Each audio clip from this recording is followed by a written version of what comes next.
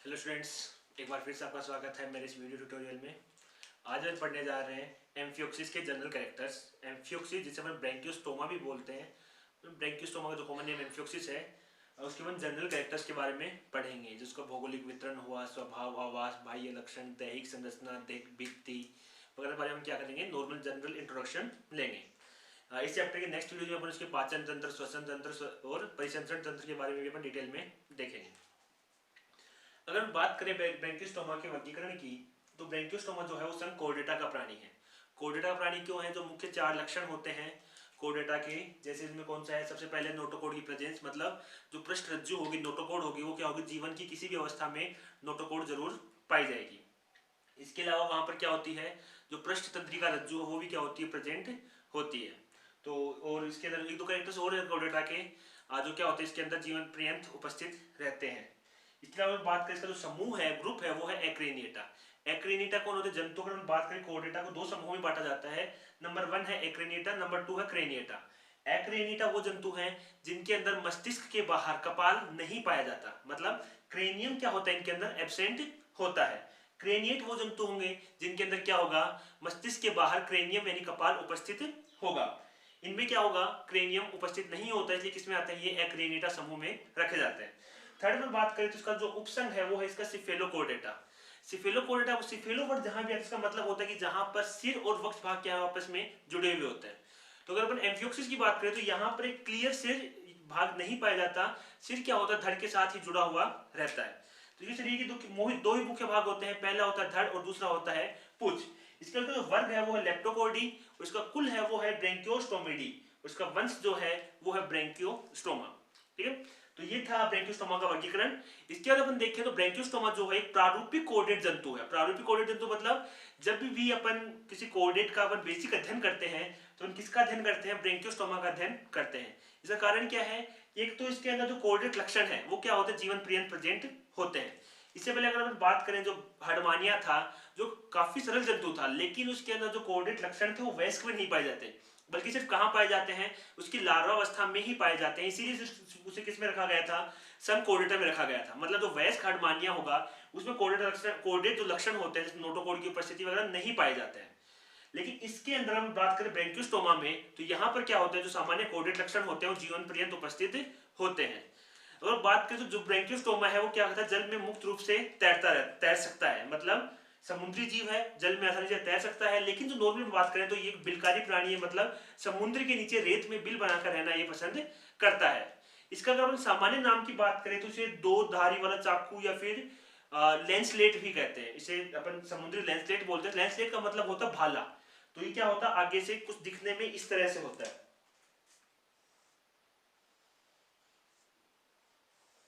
दिखने में जो होगा वो इस तरह से होगा। जो कैसे दिखाई देगा? दिखने में भाले से दिखाई देगा, इसे क्या बोलते हैं? इसे समुद्री लेंसलेट या फिर समुद्री भाला भी बोलते हैं। अब हम बात करते हैं इसके भौगोलिक वितरण की, कि विश्व में कहां कहां पाया जाता है। तो एम्फियोक्सिस की अभी तक नॉर्मली 9 जातियां ज्ञात हैं, जो कि सर्वव्यापी है, मतलब विश्व के हर कोने में पाई जाती हैं। मोस्टली जितने भी समुद्र है विश्व के, वहां पर क्या होता है? एम्फियोक्सिस पाया जाता है। मोस्टली कहां मिलेगा? ये समुद्र का जो उथला जल होगा वहां पर क्या होता है? ये पाया जाता है। अगर बात करें नॉर्मली इसका तो बहुलता कहां मिलेगी, तो जो मोस्टली भारत, चीन और जापान के आसपास जो समुद्र है वहां पर ये क्या होते हैं? बहुलता से पाए जाते हैं।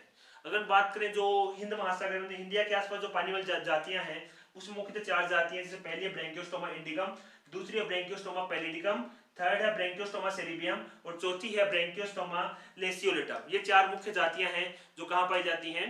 हिंद महासागर के आसपास ब्रेंकियोस्टोमा की पाई जाती हैं। अब नेक्स्ट हम बात करते हैं इसके स्वभाव एवं आवास की, कि कहां रहता है और क्या इसका स्वभाव होता है। तो ब्रेंकियोस्टोमा अपन जानते हैं समुद्री जीव है, जो मोस्टली कहां मिलता है? छिछले पानी में मिलता है।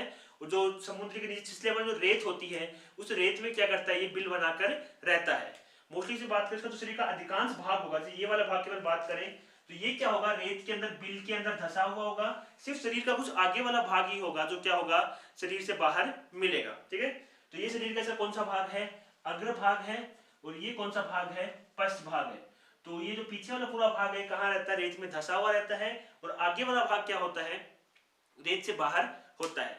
बात करें इस पोषक की, तो एक तो निश्चित पोषक पोषी होता है, मतलब फिल्टर फीडर होता है। जो हर्डमानिया होगा वो कैसा होगा, फिल्टर फीडर जंतु होगा। फिल्टर फीडर का मतलब क्या होता है, वो जंतु जो अपना भोजन जल की धारा को छानकर ग्रहण करते हैं। मतलब जो ये भोजन कैसे करेगा, जो जल की धारा को अपने शरीर के अंदर ग्रहण करेगा, उस जल की धारा को छानकर उसमें उपस्थित जो छोटे छोटे भोजन के कण हैं उन्हें क्या करता है, पक्षमापों की सहायता से पकड़ता है और उन्हें क्या करता है, भोजन के रूप में क्या करता है, उसे ग्रहण कर लेता है।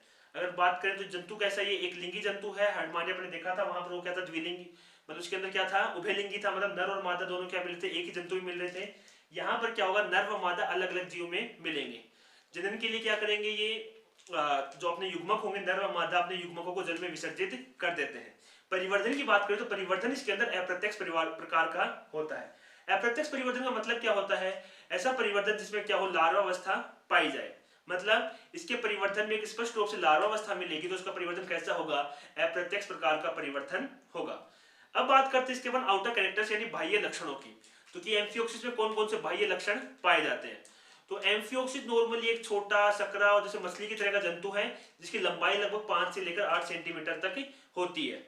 इसका जो शरीर होगा वो सफेद होता है, पारभासी होता है, मतलब थोड़ा धुंधला होता है, बिल्कुल पूरी तरह से पारदर्शी नहीं होता, और पार्श्वों से संपीड़ित, मतलब साइडों से क्या होगा, दोनों पार्श्वों से क्या होगा, वो चपटा होगा। इसकी अगर बात करें तो शरीर का अग्रभाग होगा, जैसे अभी अपने डायग्राम में देखा, इसका जो शरीर का अग्रभाग होगा वो कैसा होगा, नुकीला होगा। ये इसके शरीर का अग्रभाग है, कैसा होगा, नुकीला होता है, जिसे अपन क्या बोलते हैं, रोस्ट्रम बोलते हैं। ठीक है, इस अग्रभाग को क्या बोलेंगे, रोस्ट्रम बोलेंगे। और इस नुकीले भाग के कारण ही इसे क्या नाम दिया गया है, समुद्री लैंसलेट या फिर समुद्री भाला नाम दिया गया है। अब बात करते हैं इसके बॉडी स्ट्रक्चर की, दैहिक संरचना की। तो आप देखेंगे तो यहाँ पर क्या होगा, इसके अंदर वास्तविक देह का अभाव होता है। ये अपने पहले भी देखा था कि ये कौन से उपसंग में आता है, सिफेलोपोडेटा में आता है। सिफेलोपोडेट के जंतुओं में क्या होगा, जो सिर और धड़ भाग होते हैं वो आपस में क्या होते हैं, जुड़े हुए होते हैं, मतलब वहां पर वास्तविक सिर नहीं पाया जाता। तो यहाँ पर भी क्या होगा, वास्तविक सिर का अभाव होगा। सिर शरीर जो सिर्फ दो भागों में बटा होगा, पहला आगे अग्र भाग होगा धड़ और पीछे वाला भाग होगा पुच्छ। आगे वाले जो धड़ भाग के आगे वाले कैसा नुकीला, जिसे हमने क्या नाम दिया है, रोस्ट्रम बोलते हैं। अगर बात करें रोस्ट्रम की, तो रोस्ट्रम के जस्ट आगे वाले भाग में जस्ट यहाँ पर क्या होता है, मुख छद या फिर ओरल हुड पाया जाता है। यहाँ पर क्या होता है, इस वाले भाग पे जो मैं रेड कलर में शो कर रहा हूं, ये क्या होगा, इसे अपन बोलते हैं मुख छद या फिर इसे अपन ओरल हुड भी बोलते हैं, ओरल हुड भी बोलते हैं। तो इस प्रकार की संरचना है जिसके ऊपर बहुत सारे क्या होते हैं, ओरल सिरी यानी मुख्य स्पर्शक क्या होते हैं यहाँ पर पाए जाते हैं। इसके अलावा कुछ और संरचनाएं मिलती है जिसमें, मतलब अगर अपन बात करें ओरल हुड की, तो ओरल हुड के नॉर्मली 3 भाग होते हैं। पहला भाग होता है ओरल सिरी, जिसे अपन क्या बोलते हैं, मुख्य स्पर्शक बोलते हैं। दूसरा भाग होता है प्रघान या फिर अपन वेस्टिब्यूल भी बोलते हैं। और जिसका तीसरा भाग होगा उसे अपन चक्रांग या फिर व्हील ऑर्गन भी बोलते हैं। तो नॉर्मली 3 भाग इसके अंदर पाए जाते हैं। इसके अलावा जो मुख के जस्ट अंदर यहाँ पर क्या मिलता है, एक व्हीलम नाम का भी भाग मिलता है, जिसके अंदर क्या होता है 12 व्हीलर स्पर्शक पाए जाते हैं। व्हीलर स्पर्शक काम क्या होगा, वो जल की धारा को छानने का काम करता है, और जो जल की धारा के साथ आने वाले जो बड़े कण हैं उन्हें क्या कर देगा, वो वहीं से बाहर निकालने में सहायता। नेक्स्ट अगर बात करें तो इसके अंदर मुख्यतः 3 पंख भी मिलते हैं, 3 लंबवत और लंबवत और अयुग्मित पंख पाए जाते हैं। अगर उन पंखों की बात करें तो नॉर्मली जो मछलियां हैं या फिर जो जलीय जीव हो, उसके अंदर मछलियों में इस पर बात करें तो 2 तरह के पंख मिलते हैं। पहले होते हैं अयुग्मित पंख, दूसरे होते हैं युग्मित पंख, मतलब पेयर्ड फिन और अनपेयर्ड फिन्स। पेयर्ड फिन की बात करें तो 2 तरह के होते हैं, पेक्टोरल और पेल्विक। अगर अपन अयुग्मित की बात करें तो अयुग्मित पंख मुख्यतः 3 प्रकार के होते हैं, जो तीनों के अंदर क्या होते हैं, पाए जाते हैं। पहला जो पंख होता है वो होता है पृष्ठीय पंख, जो क्या होता है पूरे शरीर में लंबवत मध्य ही क्या होता है, पंख पाया जाता है, जो शरीर की कौन सी दिशा में उपस्थित होगा, पृष्ठ दिशा में उपस्थित होगा, उसे क्या बोलते हैं, पृष्ठीय पंख बोलते हैं। इसके अलावा जो एक पंख होगा तो कहाँ मिलेगा, इसकी जो पूंछ के चारों ओर मिलेगा, इसे अपन कोडल पंख या फिर पुच्छिया पंख भी बोलते हैं। तो थर्ड फिन होगा वो कहाँ मिलेगा, शरीर की अधर दिशा में मिलेगा, जिसे अपन क्या बोलते हैं, अधरीय पंख बोलते हैं। तो नॉर्मल में बात करें यहाँ पर 3 पंख मिल रहे हैं, डोर्सल फिन, कोडल फिन और वेंट्रल फिन, मतलब पृष्ठ, अधर और पुच्छिया पंख पाए जाते हैं। इसके अलावा जो इसका पृष्ठ वाला पंख होगा वो क्या होगा, शरीर की पूरी लंबाई पर क्या होगा, उपस्थित होगा। अधर पंख पूरी लंबाई पर उपस्थित नहीं होगा। इसके अंदर जो युग्मित पंख हमने बात की, पेक्टोरल और पेल्विक फिन्स जो होते हैं, जो नॉर्मली मैं बात बताऊं तो आपको जो इस तरीके पास में मिलते हैं, आगे वाले भाग में पेक्टोरल, पीछे वाले भाग में पेल्विक जो पंख होंगे वो क्या होंगे, इसके अंदर अनुपस्थित होंगे। ठीक है, इसके अलावा बात करें तो इसके जो धड़ का जो अगला 2/3 भाग होता है यहाँ पर क्या होता है, यहाँ पर 2/3 भाग में अधर पार्श्व और लंबवत सीमांत पर क्या होता है, मुख्य छज्ज से होकर एक खोखली झिल्ली नुमा एक मेटा प्लूरल वलन पाया जाता है। मतलब जो इसका आगे वाला भाग है, यहाँ पर क्या मिलेगा, मेटा प्लूरल वलन मिलेगा, जो क्या करेगा, बिल बनाने में सहायता करेगा।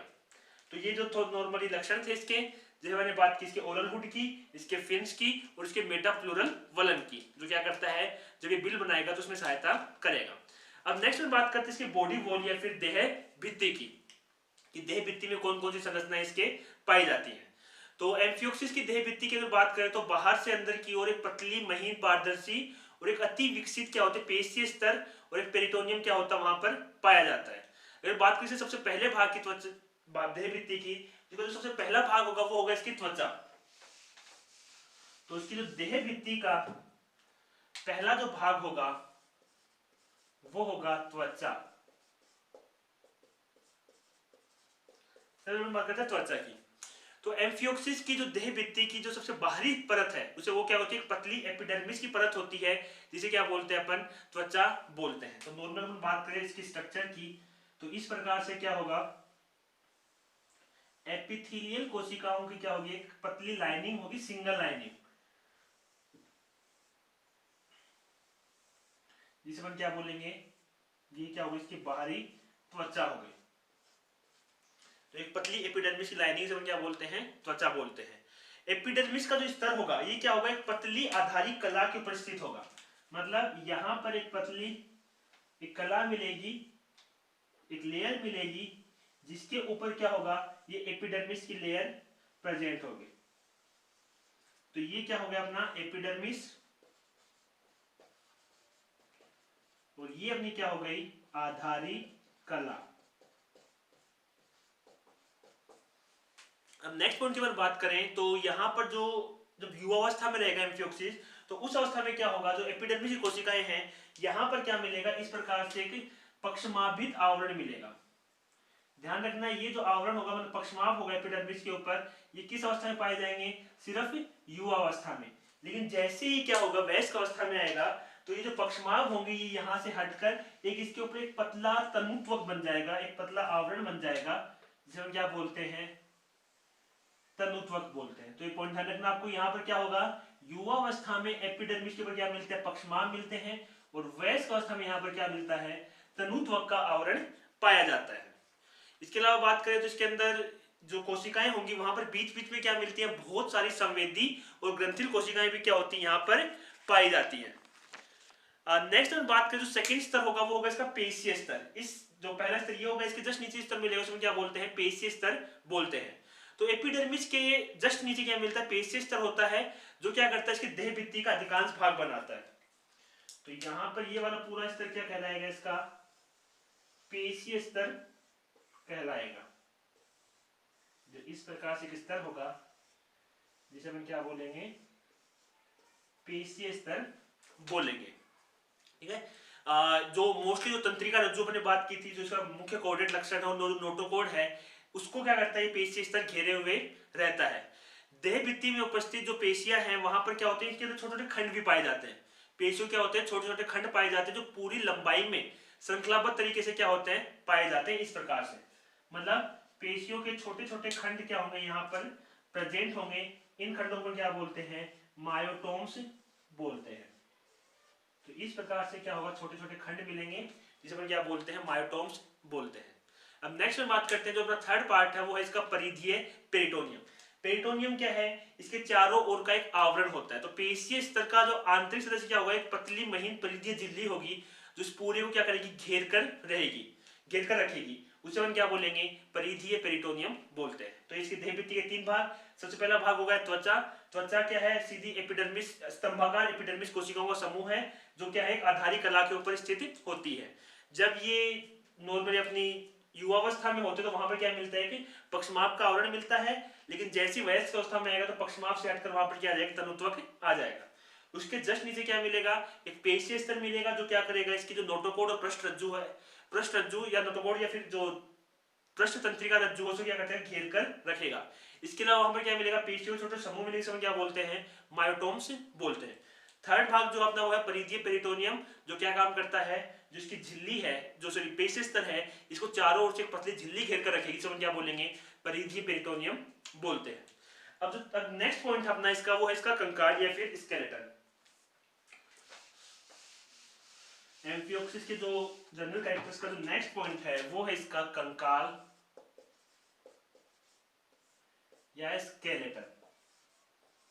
कंकाल की बात करें तो एक बहुत ही सिंपल तरह कंकाल मिलता है, जिसका मुख्य भाग क्या होता है, जिसकी नोटोकॉर्ड जो है इसका मुख्य भाग है। इसके अलावा कुछ और भी है कंकाली रचना जिसके अंदर पाई जाती है। तो अगर हम बात करें तो जो एक्सटर्नल बाह्य कंकाल होगा वो क्या होगा, इसके अंदर अनुपस्थित होगा। इसमें से क्या मिलेगा, कुछ अंतः कंकाली रचनाएं ही पाई जाएंगी, जिसका सबसे मुख्य जो रचना की बात करें तो वो कौन सी, इसकी नोटोकॉर्ड है। तो मुख्यतः किसी बना हुआ नोटोकॉर्ड से बना हुआ। नोटोकॉर्ड क्या होती है, नोटोकॉर्ड एक पतली छड़ के समान, बेलनाकार छड़ के समान क्या होती है, रचना होती है, जो कहां से कहां तक, जो प्रोथ यानी इसका जो रोस्ट्रम था, उस रोस्ट्रम जो हमने देखा नुकीला वाला भाग था, वहां से लेकर पूंछ के अंतिम सिरे तक क्या होगा, वो नोटोकॉर्ड पाई जाएगी।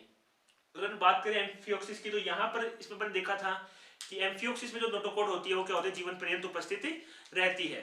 कहाँ मिलती है, यह आहार नाल, जो इसकी आहार नाल होगी उसके जस्ट ऊपर स्थित होगी नोटोकॉर्ड, और जो पृष्ठ तंत्रिका रज्जु था उसके कहाँ मिलेगी, जस्ट नीचे मिलेगी। इसके बाद बात करें पृष्ठ रज्जु में बड़े आकार की क्या होती है, एकांतरित व्यवस्थित मतलब तंतु की रचनाएं होती है, जिलेटिनी पदार्थ होता है, उससे क्या होती है, नोटोकॉर्ड बनी होती है। इसके अलावा भी वहां पर कुछ और कंकाली रचनाएं पाई जाती है, मोस्टली कौन सी है, जैसे फिन रे है। फिन रे क्या होता है, इसके जो पंख होंगे, जैसे मान लीजिए जंतु, इसका ये जो पंख है, इस पंख के ऊपर इस प्रकार रचनाएं मिलेंगी जो क्या करेंगी, इसके पंख के अंतः कंकाल का निर्माण करेंगी। इसके अलावा जिसका मुख्य वलय है, इसके जो एंडोस्टाइल प्लेट है और जो गिल छड़े हैं, जो अपन आगे देखेंगे चैप्टर्स में देखेंगे, तो उनके अंदर वो क्या करती हैं, इसकी अन्य मुख्य अंतः कंकालीय रचनाएं होती हैं। अब जिसका लास्ट पॉइंट है जो अपने इस वीडियो का, वो है इसकी देह गुहा या फिर सिलोम। तो जो नेक्स्ट अपना पॉइंट है वो है देह गुहा या सिलोम। अपन जानते हैं जितने भी कोडेट होते हैं वो क्या होते हैं, सिलोमेट होते हैं, मतलब इनके अंदर क्या होती है, सच्ची देह गुहा पाई जाती है। अगर देह गुहा की बात करें तो देह गुहा के आधार पर जंतु तीन प्रकार के होते हैं। पहला होता है एसिलोमेट, जिनमें देह गुहा क्या होती है, अनुपस्थित होती है। दूसरा होता है स्यूडोसिलोमेट, जिनके अंदर क्या होता है, आभासी देह गुहा पाई जाती है। और तीसरा होता है सिलोमेट, जिनके अंदर क्या होती है, वास्तविक देह गुहा पाई जाती है। तो जो अपना एम्फियोक्सिस है, जितने भी कोऑर्डिनेट होते हैं, जितने भी कोऑर्डिनेट होते हैं, सब कैसे होते हैं, वास्तविक देह गुहा जंतु होते हैं, मतलब इनके अंदर वास्तविक देह गुहा पाई जाती है। अगर देह गुहा बराबर क्या होता है, जो इसकी जो एंडोडर्म होगी, एंडोडर्म और एक्टोडर्म के बीच में खाली गुहा होगी, जो क्या होगी, मेसोडर्म द्वारा आश्रित होगी, उसे क्या बोलते हैं, देह गुहा बोलते हैं। तो इसमें भी क्या होगी, वास्तविक देह गुहा मिलेगी, जो क्या करेगी, मेसोडर्म द्वारा आश्रित रहेगी। इसके अंदर क्या होता है, देह गुहा में एक फ्लूइड भरा रहता है, क्या बोलते हैं, सिलोमिक फ्लूइड बोलते हैं। इसके अलावा इसकी बात करें, इसके अंदर एक और गुहा मिली जिसे अपन पेरिकोस्ट या फिर एट्रियम बोलते हैं। एट्रियम के बारे में अपन ने हार्डमानी वाली वीडियो में देखा था। एट्रियम क्या होता है, जो अपन जानते हैं कैसा जंतु है, फिल्टर फीडर जंतु है। फिल्टर फीडर का मतलब क्या होता है, जो जल को छानकर भोजन ग्रहण करता है। तो मतलब ऑब्वियस सी बात है, जल क्या करेगा, शरीर के अंदर प्रवेश करेगा, तो उस अतिरिक्त जल को जहां से बाहर निकालता है, जिस गुहा से होकर बाहर निकलता है, उस गुहा को अपन क्या बोलते हैं, एट्रियल गुहा बोलते हैं। आगे जो अपना वीडियो आएगा पाचन तंत्र से अपन देखेंगे कि क्या होगा, जल ग्रसनी में प्रवेश, ओरल हुड से मुख में आएगा, मुख से ग्रसनी में आएगा, और ग्रसनी से एट्रियल गुहा से होते हुए एट्रियल छिद्र द्वारा क्या कर दिया जाएगा, बाहर निकाल दिया जाएगा। तो ये था अपना एम्फियोक्सिस के जो जनरल कैरेक्टर्स थे। नेक्स्ट वीडियो में अपन देखेंगे एम्फियोक्सिस का पाचन तंत्र, और उसके बाद अपन देखेंगे